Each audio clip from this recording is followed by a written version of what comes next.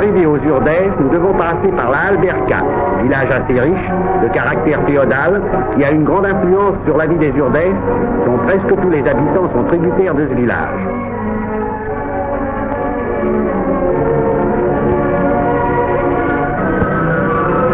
Voici l'église de la Alberca. Deux têtes de mort dans leur niche semblent présider aux destinées de ce village. Les maisons ont généralement 3 étages et leur architecture est peu fréquente en Espagne. Elles donnent aux rues un aspect moyenâgeux.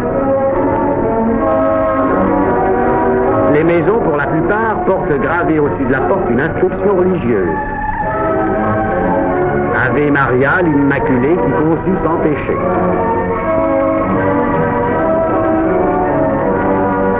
Le jour de notre arrivée, nous voyons les femmes du village en train de se peigner.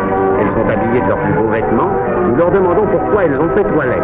Elles nous répondent qu'il faut que nous allions sur la place de l'église où l'on va célébrer comme chaque année une fête étrange et barbare. Devant la population rassemblée, les hommes les plus récemment mariés doivent chacun arracher la tête d'un coq. Entre deux angles d'une rue, l'on tend une corde d'où pend un coq attaché par les pattes. Chacun des cavaliers passant au galop devra arracher la tête d'un coq.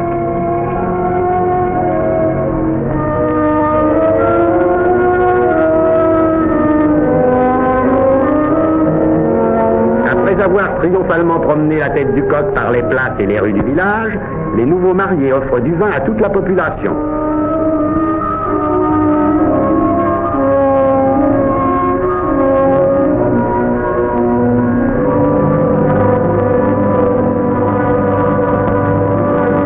Les échansons, en même temps que du vin, distribuent des plaisirs par milliers.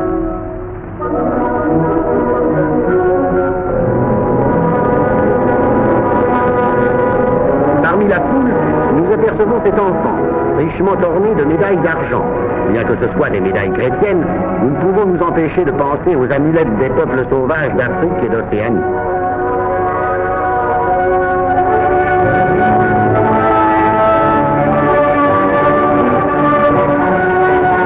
Nous quittons la Alberca, où à 7 heures du soir, presque tout le monde déjà est ivre, et nous nous dirigeons vers la cime.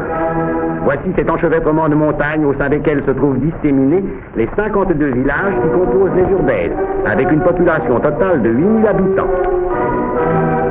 Pour y parvenir, il faut descendre une pente abrupte et traverser la vallée des Batuecas, habitée par un vieux moine qui vit là entouré de quelques domestiques.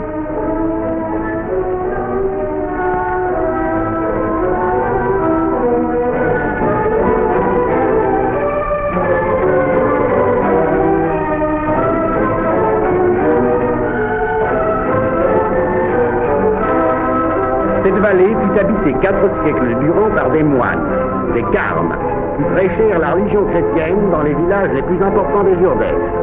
Les Batuecas ont conservé des vestiges d'une vie préhistorique intense. On a trouvé dans leurs cavernes des peintures d'une exécution savante, représentant des hommes, des chèvres et des abeilles.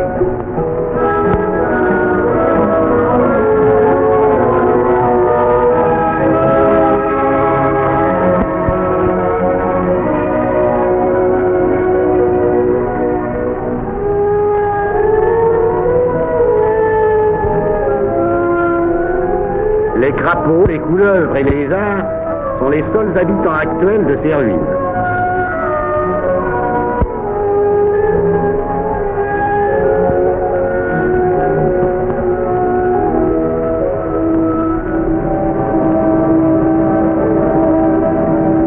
La végétation est d'une grande richesse.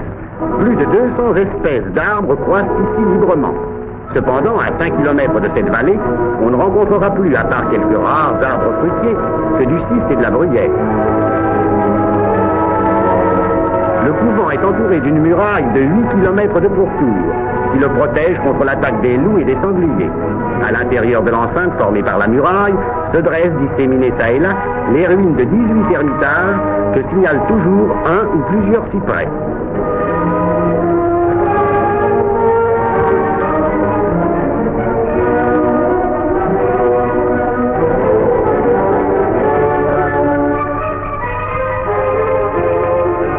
Derrière ces sommets qui appartiennent encore aux Batuecas commencent les Urdèces.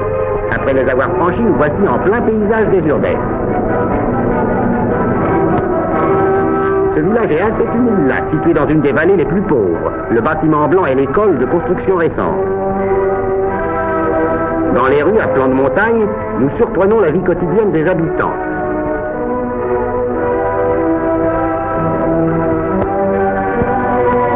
Détail curieux, dans les villages des Urdèces, nous n'avons jamais entendu une chanson.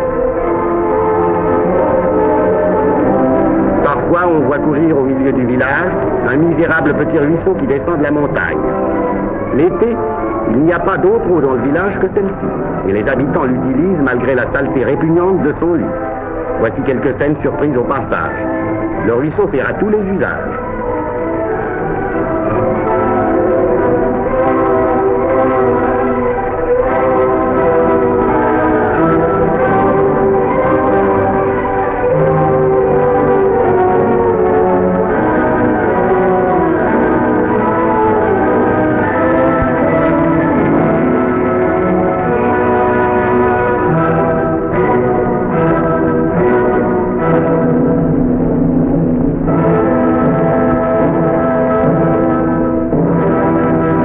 Mange un morceau de pain trempé dans l'eau.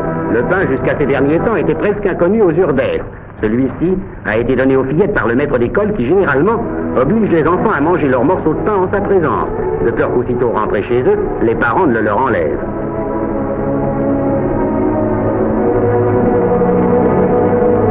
On appelle les enfants à l'école.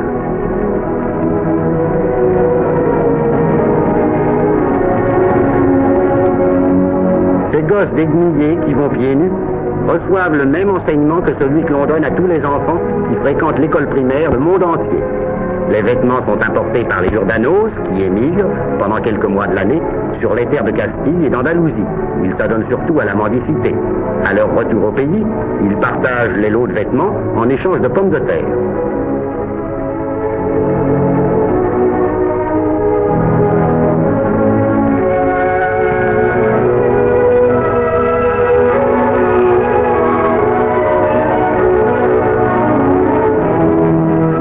Ces enfants affamés, on apprend comme partout ailleurs que la somme des angles d'un triangle est égale à 2 droits. Dans quelques villages des Urdèces, la plupart des enfants sont des pilus. Les pilus, ce sont les enfants abandonnés que les femmes des Urdèces vont chercher à l'assistance publique de Ciudad Rodrigo, située à 2 jours de marche à travers la montagne. Elle se charge de les élever en échange d'une pension de 15 pesetas par mois. Cette somme misérable servait à faire vivre toute une famille, jusqu'au jour où, il n'y a pas encore longtemps, fut interdite aux Urdèces l'industrie des pilus.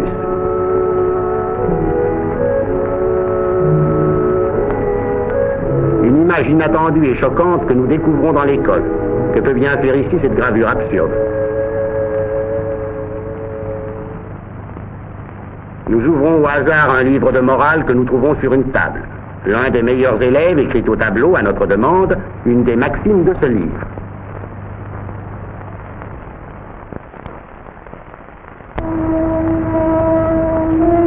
La morale que l'on enseigne à ces petits est la même que celle qui régit notre monde civilisé. Respecte le bien d'autrui.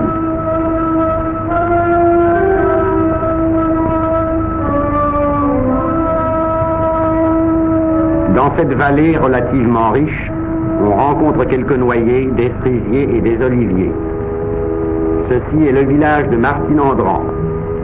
Ces croûtes que l'on voit entre les arbres et qui évoquent la carapace d'un animal fabuleux ne sont autre chose que les toits du village. À l'entrée du village, un cœur de tout nous accueille. La majeure partie des habitants sont malades. Les tableaux qui se présentent à notre vue sont d'une misère désolante.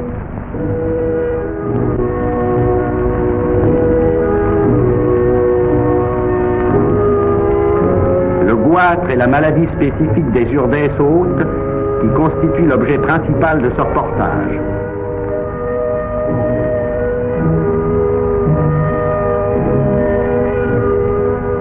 Voyez cette femme avec son goitre. Elle n'a pas plus de 32 ans.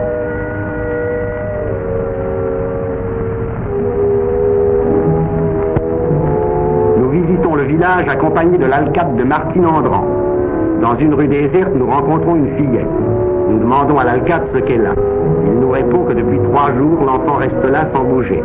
Elle doit être malade puisqu'elle se plaint, mais nous ne parvenons pas à savoir ce qu'elle a. Un de nos amis s'improvisant médecin s'approche d'elle pour s'informer de ce qui lui fait mal à la gorge. Il lui demande d'ouvrir la bouche et nous pouvons voir ses gencives et sa gorge enflammée. Malheureusement, nous ne pouvons rien faire pour elle. 2 jours après, nous sommes revenus dans ce village. Comme nous demandions de ses nouvelles, on nous a répondu que la fillette était morte. De quoi se nourrissent les habitants de ce pays stérile? Les seuls aliments, ou presque, dont ils disposent, ce sont les pommes de terre et les haricots. Et encore pas toujours. En particulier au mois de juin et de juillet, il arrive que cette base même de leur alimentation leur fasse défaut. Leur alimentation carnée se compose uniquement de porc. Il n'y a que les familles riches, si on peut les appeler ainsi, qui possèdent un porc. Chaque année, on tue le porc, sa viande est dévorée en 3 jours. Aux endroits les plus fertiles, poussent des oliviers. Souvent, le fruit en est détruit par les insectes. La chèvre est l'animal qui résiste le mieux dans ces parages stériles. On réserve son lait aux malades graves. Il trempe dans ce lait le pain que les mendiants ramènent de loin et que l'on garde lui aussi pour les malades.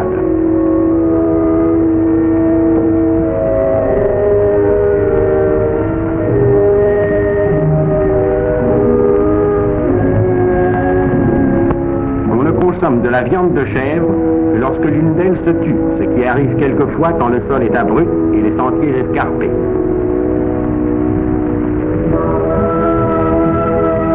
La principale industrie alimentaire des Urdèses est l'apiculture.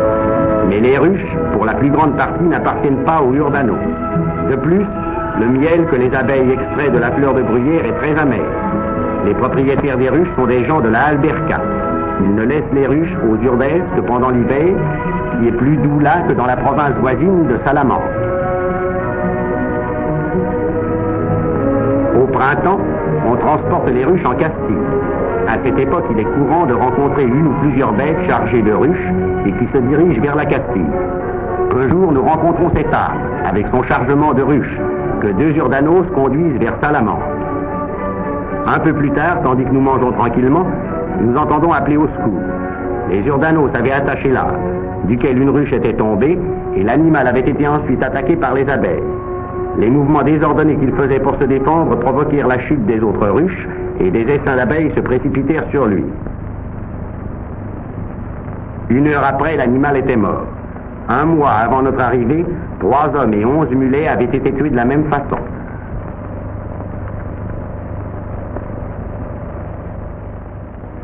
Les mois de mai et de juin sont les plus durs pour les habitants des Urdèses qui ont, à cette époque, épuisé leurs provisions de pommes de terre.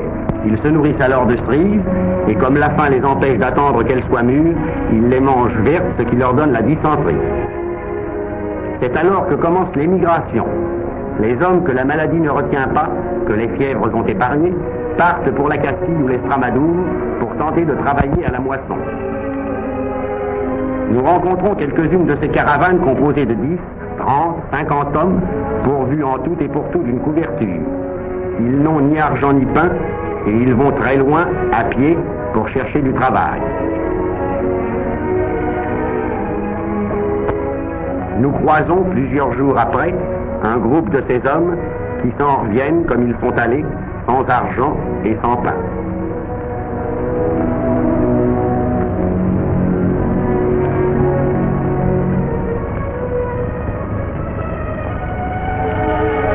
Nous voici maintenant à l'un des points essentiels de ce reportage.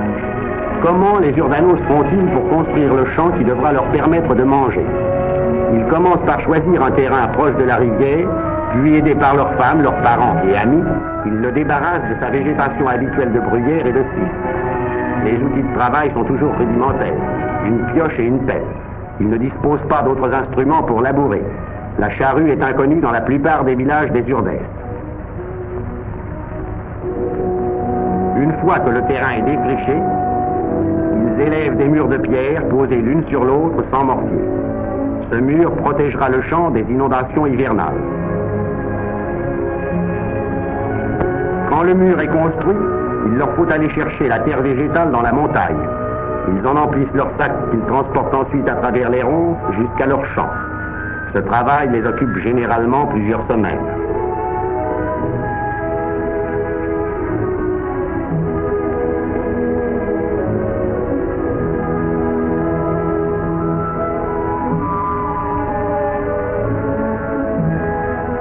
Voyez la mince couche de terre végétale qui recouvre un champ Urdano. La première année, la récolte est abondante, mais ensuite la terre s'épuise faute d'éléments nitrogénés et devient stérile.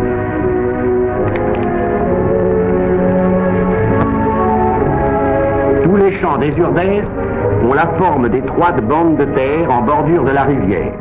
Souvent, les crues hivernales anéantissent en quelques instants le travail de toute une année. Voici le méandre caractéristique d'un cours d'eau des Urdèses avec les petits champs échelonnés. Faute d'argent et d'animaux domestiques, le Urdano ne peut pas se procurer d'engrais. Aussi doit-il aller chercher sur la montagne de quoi en faire, comme la famille que vous voyez ici.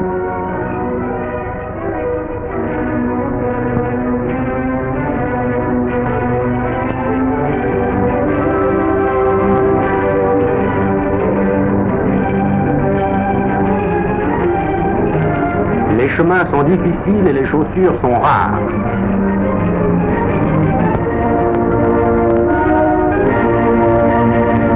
L'engrais le plus apprécié est celui que les Urdanos fabriquent eux-mêmes avec les feuilles sèches de l'arbousier, arbuste qui n'est pas très abondant dans ces montagnes. Une fois arrivés à un endroit propice, ils emplissent les sacs de ces précieuses feuilles. Mais en ces endroits, la vipère est un animal très répandu. L'un de ces paysans a été piqué au doigt il y a quelques jours par une vipère en cueillant les feuilles d'arbousier. La morsure n'est presque jamais mortelle de soi-même. Ce sont les Urdanos qui, en essayant de se soigner, s'infectent parfois mortellement.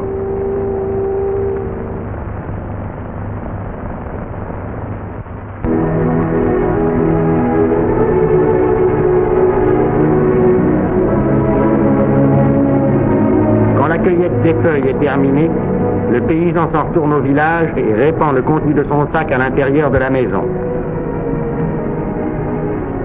Sur ces feuilles, bêtes et gens mêlés se coucheront.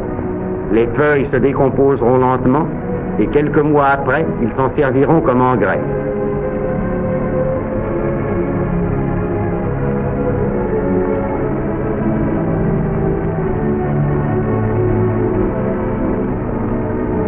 Voici la maison d'un habitant de Fragosa. Dès l'entrée, on marche sur le lit de feuilles qui ne fait jamais défaut dans les maisons des Urdanos. Intérieur caractéristique d'une maison. Les ustensiles sont primitifs et leur nombre très restreint.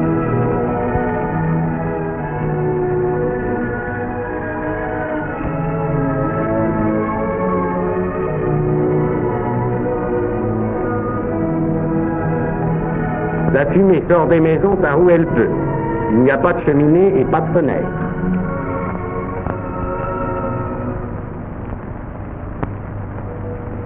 En été, les cours d'eau sont presque à sec.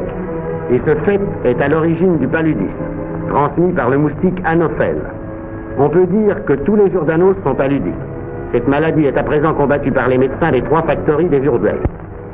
La larve doit monter à la surface de l'eau pour respirer. Si elle se tient parallèlement à la surface, c'est une larve d'Anophèle. Si elle se tient perpendiculairement à la surface, c'est une larve de Culex, moustique inoffensif.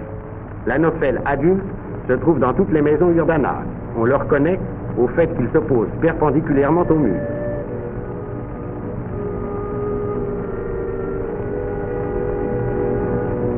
Voici le résultat de la piqûre de l'Anophèle. Un homme attaqué par la fièvre assis près de sa maison.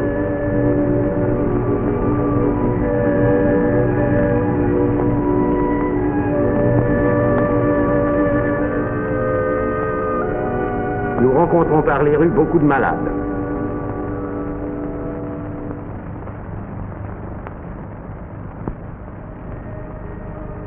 Cette malade couchée sur son balcon ne se doute pas de notre présence. Les balcons comme celui-ci, ou de toute autre sorte, sont rares dans la plupart des villages des Urdèses.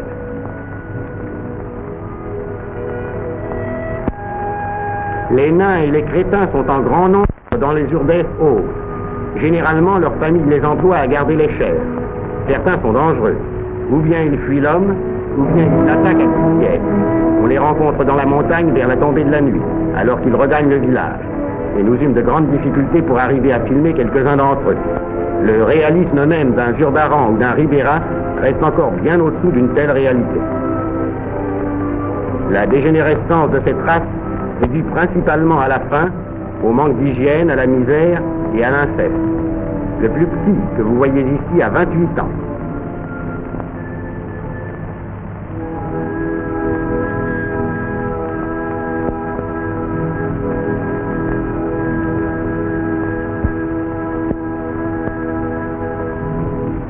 Voici un autre type de vieux crétin.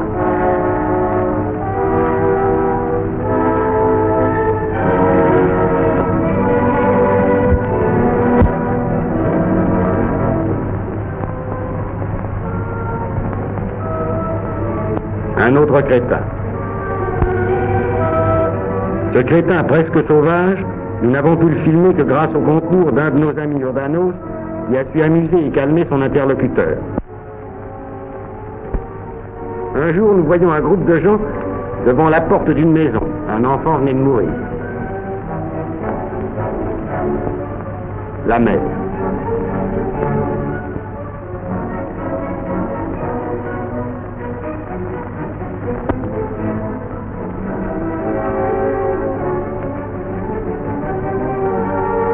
Une mort, c'est un des rares événements que l'on peut enregistrer dans ces villages misérables. Les femmes accourent en masse à la maison mortuaire. On nous a expliqué les complications qu'entraîne le transport d'un cadavre du fait que dans beaucoup de villages, il n'y a pas de cimetière. Il a fallu qu'on transporte cet enfant jusqu'au cimetière de Mignon-Moral et nous décidâmes de suivre le corps. Le corps fut placé dans une auge et conduit pendant plusieurs kilomètres à travers la broussaille. Si le mort est un adulte, on attache le corps à une échelle et on le conduit ainsi jusqu'au cimetière. Cela exige parfois des heures de marche. Vous voyez le passage d'une rivière avec le cadavre.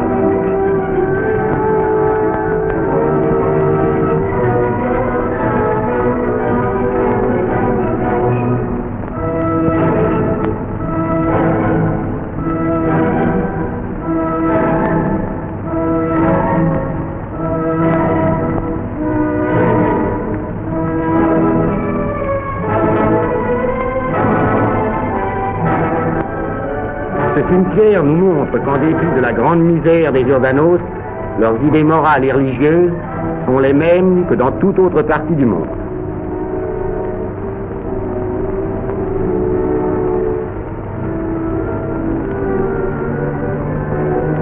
L'emplacement des tombes est indiqué par une croix ou un morceau de bois.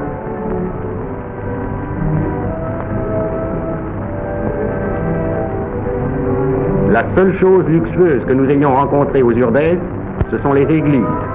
Celles-ci se trouvent dans un des plus misérables villages.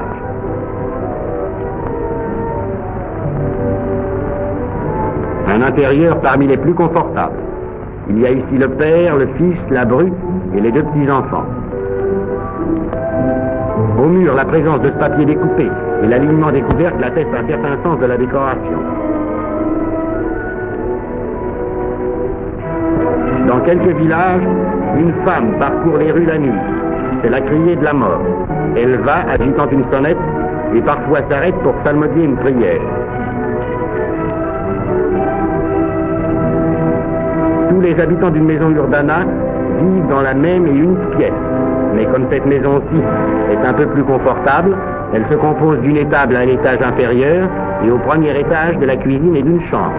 Exceptionnellement, il y a un lit.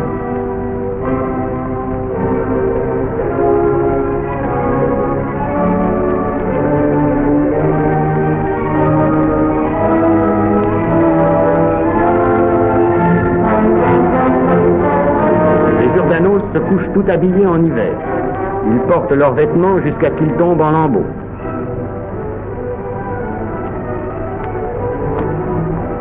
Voici ce que dit cette femme. Il n'y a rien qui tienne mieux en éveil que de penser toujours à la mort.